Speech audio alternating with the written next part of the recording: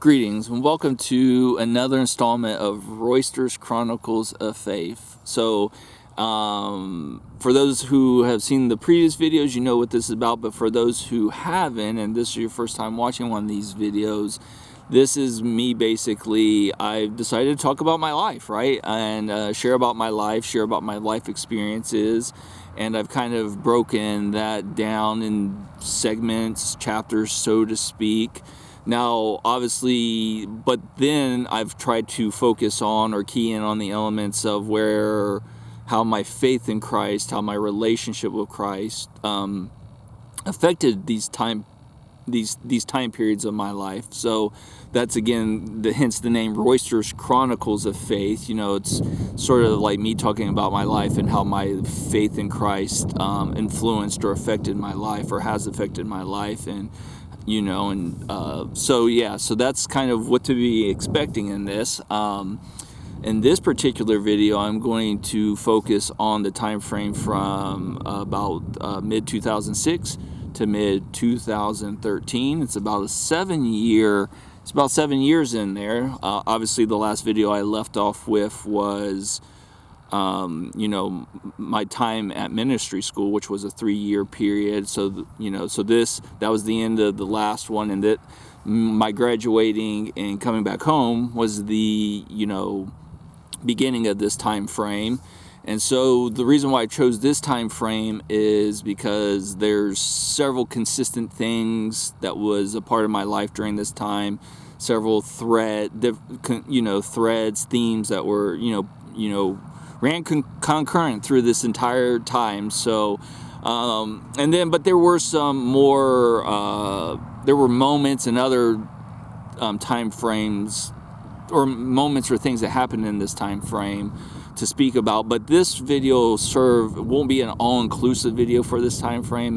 It's sort of like an intro video, or kind of give the background, the backdrop, the settings, when I'm going to be talking about those things that were those consistent themes in my life during this time. And then videos to come, I will focus maybe on those things more in depth, things that maybe I don't share in here with regards to that, or I will also be making other videos about like specific moments in time or specific things that impacted my life, but weren't necessarily indicative of the whole thing. So again, this video might still go pretty long in of itself, just kind of covering the very broad point of this time frame. So let's go ahead and start getting into that. I will say so I graduated. So when I was in Ireland in my 3rd year of ministry school, my internship part of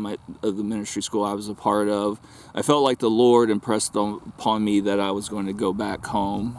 Springfield, Ohio was my home. It's where I've spent pretty much the majority of my life, and that was home. And so when I graduated, just following what I felt was in my heart, went back home. Didn't know the details. All I know is though I was full of like passion. I was full of zeal, ready to like go change the world, right? To sort of save the world. I had been in this kind of like monastic kind of like setting for the last 3 years or so. Not that there weren't opportunities to go out and minister and serve, but I was ready to take all that was been put into me and all that training and knowledge, and I wanted to just go out and put it to use. So that was my heart. I didn't know how I was going to direct that, but so that was kind of just that was my heart, my mindset going. So I went back home. I went back to obviously to the home I was living in prior to going to the school, and it was the home I grew up for most of my life. So obviously I didn't have, it just made sense to go back home, right? And coming fresh out of school. Now while I was there, now this was my parents and my grandmother's home, so to speak. Now my grandmother owned the home, but she didn't really live with us throughout the time that I was growing up. But while I was away from school, as she's like wound down her career as like a caregiver, she was residing at the house on a more permanent level. But not too long after I get back, and as I'm getting settled back into life, my parents left, and so then, I felt like I was still in the place of getting settled back in myself, but also I felt like I didn't want to abandon my grandmother, leave her alone. And so I stayed, even though that obviously, would be to some a negative thing, or wasn't maybe, it's the social norm or something that could be a knock against your social status. But, again, who cares about those things? I mean, it did affect me at times, or, but, it is what it is. And, I was blessed to be able to be there, to stay with my grandmother, to kind of offer her not only, company, so she wasn't alone, but I was also able to offer a sense of protection, right?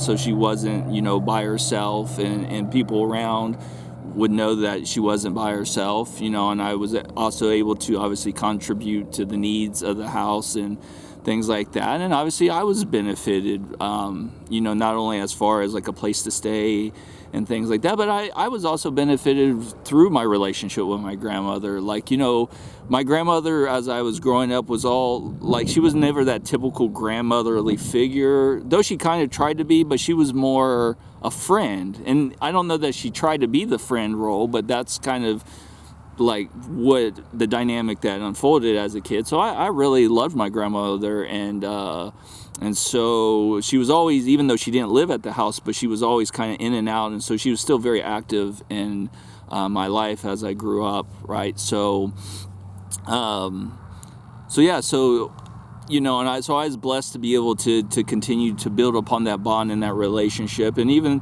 sometimes, though, it wasn't always easy, but, there's a lot of fun memories to have, and that I got to experience as a result of, living with my grandmother and getting to know her a little bit better, and just some fun things just to think about it, right? If as I go through, just think like things like, imagine, I never got grandma's perspective, and she never said much about anything like that, but just even like fun things like, I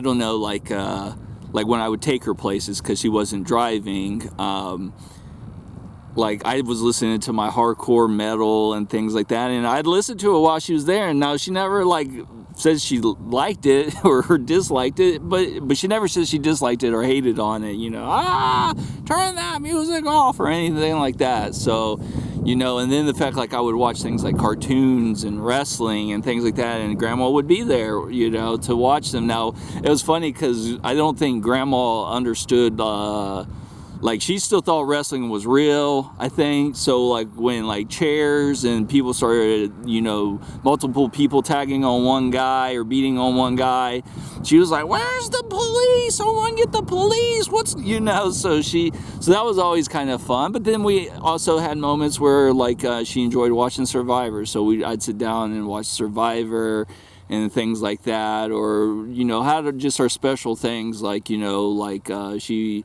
like Long John Silver's, right? So we'd have our Long John Silver's. So, just, fun things like that. I mean, I could probably make a video, maybe someday make a video about, my relationship with my grandmother. And just so my grandmother has since passed on and whatnot, but I'm blessed to have these memories of her. So anyway, that I was basically, lived here till about, till mid 2013 at the house in Springfield. Now, I don't want to get ahead of myself, and I'll kind of wrap up the thing that caused all the changes and things like that. So at the same time, let's go with the financial side or work side. So obviously you could come back, get a job. I managed to, when I came back from school, like, I didn't know exactly. I think I put a few applications in, but I put just kind of out of a flyer, I put an application in the job that I worked for prior to going to Mount Zion. And I had put close to 3 years, 2.5, 3 years in there. So, and I left on good terms, and so then I put an application in there, and sure enough, I, landed a job there. At one point I was going in for one position, but then another position for the group lead actually opened up at the warehouse I was working on, and because, again, having showing myself approved, I guess, early on, they thought I would be a good candidate for that. And obviously I had the experience of, the knowledge of that warehouse too. So I ended up getting that job shortly after coming back. And so that was pretty cool. And I would work there until mid-2013. And that was a, man, I could make several videos about that place. The stories and things like that from the first term to the second term. Oh my goodness. But it was good. I was blessed by it. I have mixed feelings. Sometimes I think I might have stayed a little too long as it was there, or perhaps I didn't stay long enough, or sometimes there's been some regrets in leaving to begin with, mainly just because after I left and I went to other different job markets, and I knew I had a good thing there. I've had some of the best bosses that I think I've ever had, that I've ever worked for, and so they set a high bar and has been met by many or any up until this point. That's not to say I've had all bad bosses or bad experiences, but they were really good, right? They really, what I liked about this job was, at least my department, I could speak to my department, even though it was a work environment, and even though our warehouse was off-site from the main office that I worked at, there was a sense of a family feel, right? And I think there was a healthy balance of that, business and family feel, right? And so I miss that. I've seen other places try to do that, but if it's not natural, and usually the business kind of overtakes the family feel that they're trying to present, and then that kind of makes you feel a little it's an unbalanced relationship usually on those terms, right? And so again, I'm kind of more it's either you're going to go all business, go all out that way, so I don't have any sense or if you are going to try to make that balance of try to create a family friendly sort of environment, for people to work in, as a goal or a core, try to, do that at least. So anyways, but I know it's a hard balancing line. Anyways, off of that soapbox, but it was a great place to work for, great people to work for. Now, I worked off site at a warehouse. Again, it was with a small group of guys there. Some of these group of guys were were still there from the first time. One of these guys was and is still to this day my best friend.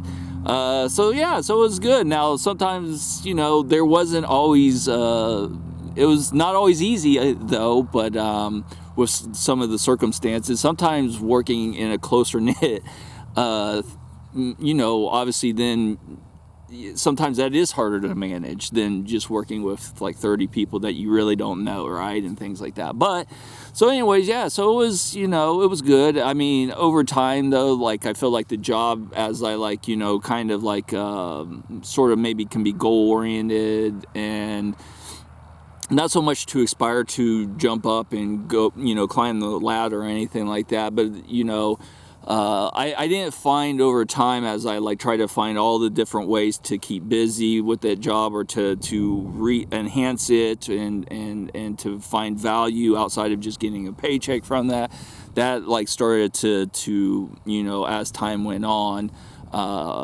became less and less. And I think ultimately over time I started to that's where I felt I need to, it was good. And I knew it was good, but I felt like it was also causing me to regress, right? Regress as I just became comfortable there, and there wasn't really anything to like look forward to, any goals to achieve, outside of, I was waiting, maybe sort of waiting for the lady who was kind of like the intermediator between us and some of the supervisors there. So she was kind of like our boss, and I love her to death. She is a good, but outside of maybe waiting for her to retire and taking her position, there was no aspirations, or I didn't see anywhere to grow at that time beyond that. And so I think I would have been also, from what I understand, would have been waiting for a while for her to retire still. So anyways, but so yeah, I made my decision to eventually, I felt the need again, and this is all culminating, and I'll kind of wrap this up to a point where I will make the decision to leave that job. And I would finish, be there for about, those 7 years there, and so mid 2013ish. So obviously, so now I got where I was living, Springfield, the home I grew up with, my place of work, I was there. So now the other thread there that was a pretty common thing was there the whole time, or the majority of the time, was obviously my church life. So again, naturally, in my mind, obviously with all this zeal, all this passion, with all the zeal and passion, ready to want to like save the world, right? And, and just, share the good news of Jesus with people. Because generally that was a passion in my heart. I love Jesus. I wanted to share him, wanted people to know him. I wanted to share to the lost. I wanted to help believers grow in their knowledge and understanding, because I had been benefited so much from my education and my own personal walk. So I was ready, right? And again, ready to hit the ground running, but things just didn't pan out in the way that I had expected. So I kind of hit the ground and fell, or hit a wall.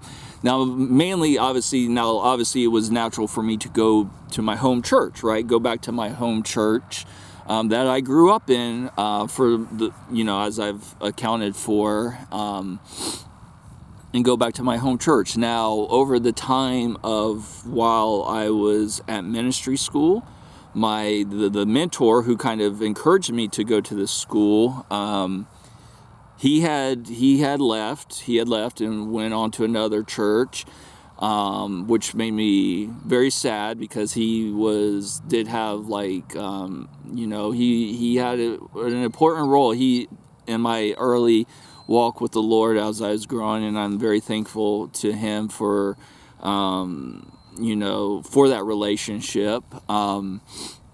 But then he had left, and a new pastor came in, and also, so in the time while I was gone, now I only got to see this in a little bit when I would come home from breaks, or was that a new pastor came in, and like, about half of the church that I knew had left or moved on, and then another half of another church came, and so it was sort of the church I knew, but not. It was like full of a lot of different people, a lot of new personalities. So I kind of saw, but I didn't get to see that in full detail, only, because I would only be back from break for a little bit. Now, when I graduated and came back, that new pastor, he was gone, and they had no pastor. So that's maybe not the most ideal situation, like when you're hoping to come in and be a part of something or join something, and like, let's hit this, right? And now there was I guess, what would you say, an interim pastor or someone who was filling in through this time, who I immediately, took to him, like, as far as his teaching, very, very solid, grounded, very knowledgeable, and so I took to him instantly, and I was like hoping, he'd become the pastor, or I thought, he would be a good fit, or seemed to be a good fit, and and he would eventually become the pastor of the church. I can't remember how long it was with him just kind of filling in and him actually officially becoming the pastor of the church, what length of time that was from when I got there to when that happened. But I know, I even, like, before he was the pastor, I was like, hey, wrote this whole letter out, like, hey, this is, because he didn't know me from Adam. I was like, this is who I am, this is things I want to do, I want to,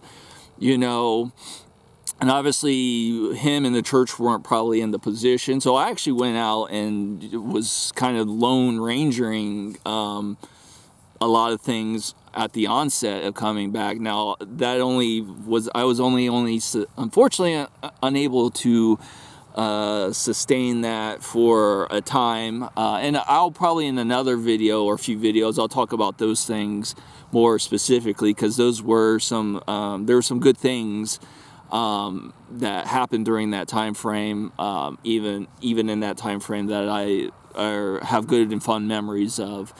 So anyway, I go in and I'm doing that, but obviously then there was a point where I admit that there was a church down the road in my neighborhood that I attended a service, a couple of revival services or something like that, and there was some conflict. I'll admit there was some conflict where that church. That church group, so to speak, it was, I felt like, and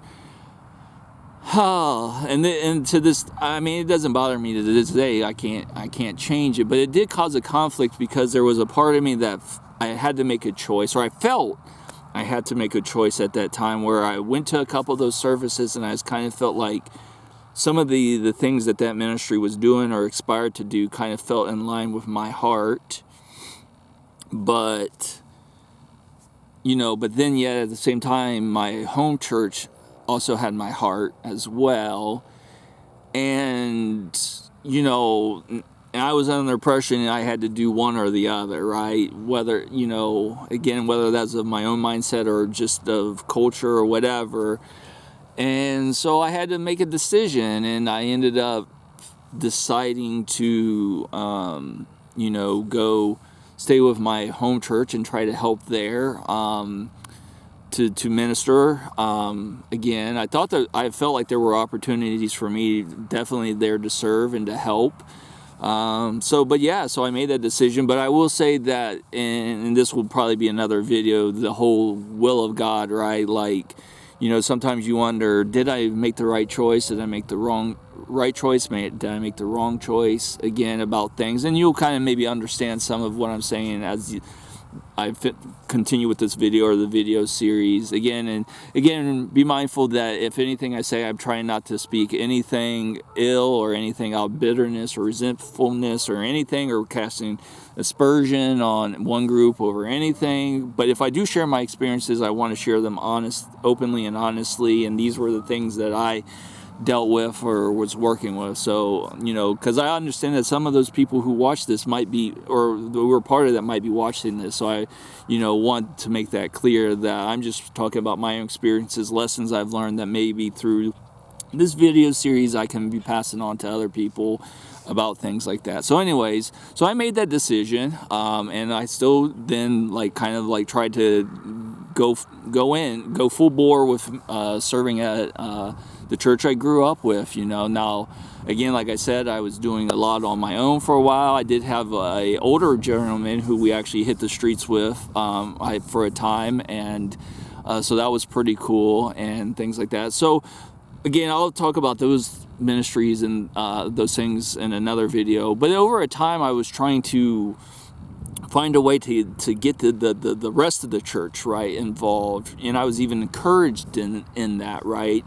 And whether I just lacked the giftings or whatever the case may be, I just felt like I wasn't able to connect with the church as a whole and to help them see I don't want to say my vision, but the vision of reaching the lost, because I would say that's probably was my main passion, evangelism, going out and just communicating the gospel, right?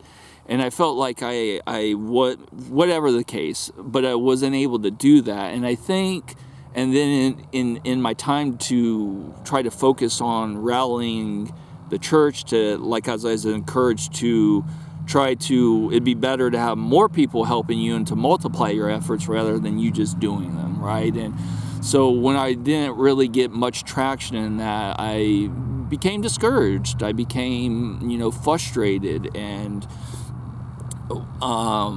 then over time, because perhaps wherever over the time, I started to where then when I failed to affect them in the way that I wanted to, I felt like I ended up becoming affected by that culture themselves, right? So I started to kind of settle in, started that passion or for the lost. It was there, but I wasn't, I don't know, that's all me, right? So I'm not trying to push the blame, we're, on them, like, oh, because, that was on me to kind of keep those fires going and to do what I needed to do to keep those fires stirred up and all that. But that's the reality what happened, and so that kind of led me to a place of frustration and discouragement and things like that. So anyways, but then, so was ebb and flows to that church life. And and I'm kind of hit things broadly there. It wasn't bad, because I also had like a good, again, some of these people I grew up with, and so I had a good support, had a good pastor who was putting into me and teaching me and guiding me. So it wasn't all bad, right? So I did have those, and even my relationship with this pastor, it was an interesting dynamic, because I think we had a great bond, and we never established like, you're the mentor, I'm the mentee, kind of. It was kind of unspoken, but yet it was never sort of like made official and things like that. And I think, I think I wanted to, I think there was a lot left on the table with that relationship, to be honest, as far as like, and maybe it was just because just personalities, right? Like whether like I wanted to be, to have more of a closer relationship, but different things kept me from, and maybe that was for him on the same side. And also I had these mindsets that I carried with me from my ministry school that weren't things that like he operated in. I don't want to say they were foreign, but he came from more of a business background, so he saw things in a different light than they did. So there was, those things factoring in, like where we weren't maybe sometimes on the same page. But anyways, great relationship, and I am so thankful for that relationship. So that was going on, and then, again, there were those in the church that were, were encouragers, and I had good relationships. So even though maybe I felt soured at points because of my ability to, help move the church or guide the church, that doesn't mean that I didn't love these people and I respected them. And,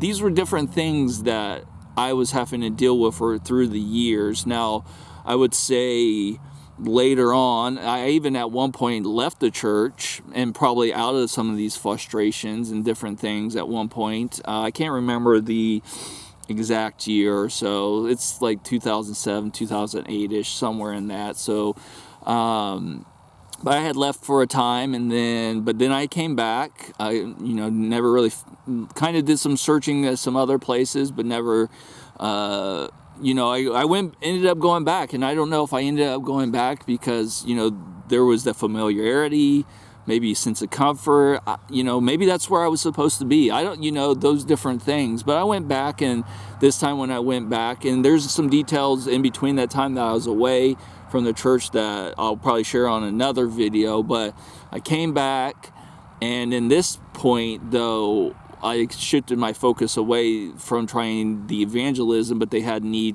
for a youth leader, right? And so I stepped into that, and I loved it. I loved being a youth leader. That was probably one, if not the highlight of my, if you could say I had a ministry career, that was probably the highlight of it, that time frame. The relationships I built with those youth, and being able to minister and share the good news and the gospel with them. And again, I'm a big kid. Obviously, if you watch my other channel, look at the hat, look at the shirt. If you if you see some of my stuff on the other channel, I'm a big kid, right? And so, I just, so I had a lot of fun, also with being a leader in the ministry as a youth group leader. But I don't know that was my calling, because again, even though I'm like this kind of be fun, like play all the games with the kids and all that, but I also had a seriousness about me, and that still is who I am to this day. I'm like this serious dude that's got a kid's heart still, and because there was a lot of good stuff put into me at the school and even at this ministry under the leadership of this pastor. And so I wanted to not just be that typical youth leader who's like that buddy friend kind of oh, I'm cool, like that cool youth leader. I wanted to help these youth get to know Jesus, right? And to get to know him for real, and to put those foundations of Christ in their lives. So that was, and how successful I was at that, I don't know, and maybe to some degree, again, I don't know, right? I have some contact with some of those. Now those guys, those cats are in their mid-20s and things like that now, so they're adults, right? And so that's crazy to think about. So I just hope that the seeds that I was planting or watering, I give all that, the increase and all that, to God, but I was blessed to be a part of their lives for that time frame. And then ultimately, as you can kind of see, I started that. I can't remember, again, that when I came back, I think I was a youth leader for about 3 years roughly before things started to, wind down, or I felt like my time was winding down, right, during this time frame. And obviously, there was other things going on, and I'll share those. So I'm going to wrap this up because I know this is getting pretty long. So basically, I was just felt like heading into roughly 2012, or the back end of 2012 into 2013. I just wasn't settled, right? And I was just wasn't settled, and I didn't know if I was, what would be the word? I wasn't content. Again, maybe these were things where I was just struggling. I was also burnt out in different things, and maybe I was just I was looking at my life in the wrong way.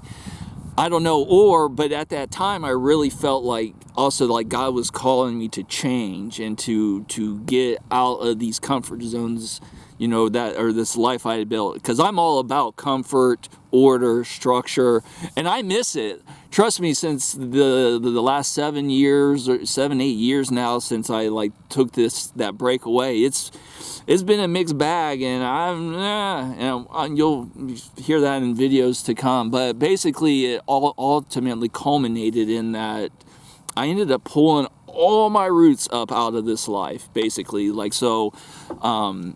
Now there were certain things I needed, and as I was feeling God was leading me, I felt like I needed God to do some things, mainly with grandma. My grandmother, I was like, okay, God, if you would have me leave, I need someone to be able to look after and take care of grandma, right? And then in that time, as I prayed those things, all of a sudden my aunt and uncle, who had lived out of state for a good while, for I don't know, for the last 20 years or so, I can't remember. I knew them when I was younger, and they lived in Springfield, but they moved away, and obviously saw them here and there as they would visit, but they decided to come back all of a sudden, right?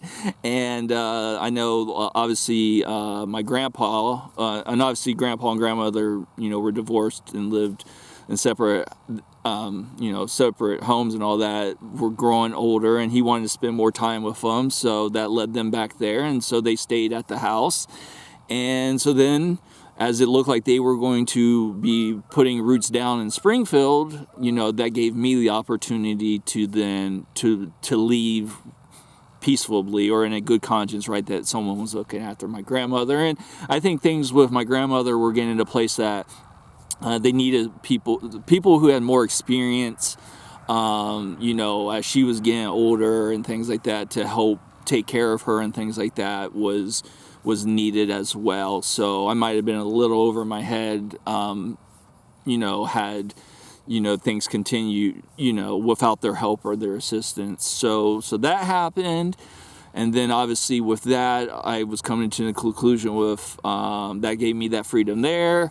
So then I left me with the conclusion to also with my job, as I had gotten kind of just, it was just not rewarding. I just had the thought also in correlation with this was like, if I'm going to make it, like, if I'm going to make a change, at this point I'm like 33, I need to do it sooner than later, right? And so, and I just knew that that job wasn't going to, there were, you know, for any change really to happen, I would have had to move laterally, or did, again, as I mentioned, waited for the person who was like the, I can't remember all of a sudden the name of the position she was in, but she was like over the records warehouse and several other things, and we kind of reported to her, and then she reported to the supervisors and things like that on our behalf and whatnot. So coordinator, I think records coordinator was the title. So anyways, so I decided to, that, you know, in corresponding with what I was feeling, you know, to you know, cease my tenure there, or to quit. And then as far as with the church life goes and things like that, I had already, by 2013, had already started to step down from a lot of the roles I had served in. I was also, in addition to serving in the youth ministry, and leadership in that, I also served on the board there for 2 years, and did some teaching, sporadically, some adult teaching to the adult classes here and there, sporadically throughout that time. But I started to, you know, wean out of those responsibilities as I kind of sensed that, you know,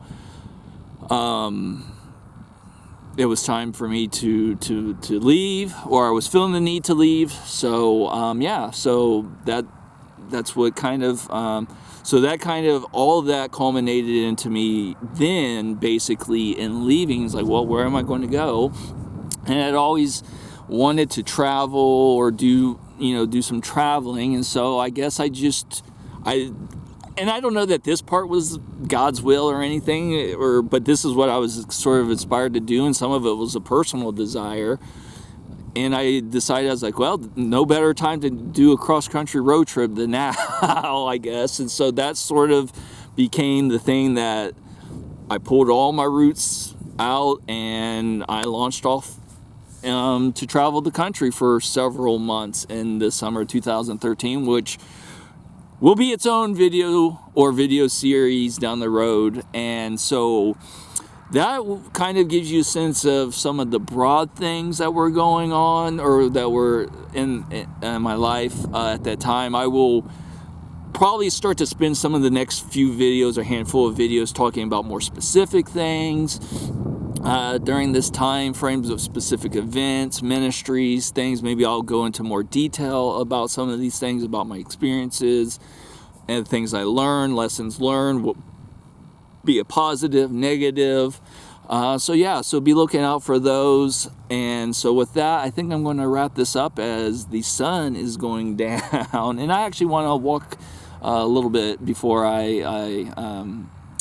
it goes completely down. So with that, I'm going to peace out, and you guys take care and God bless. All right, bye.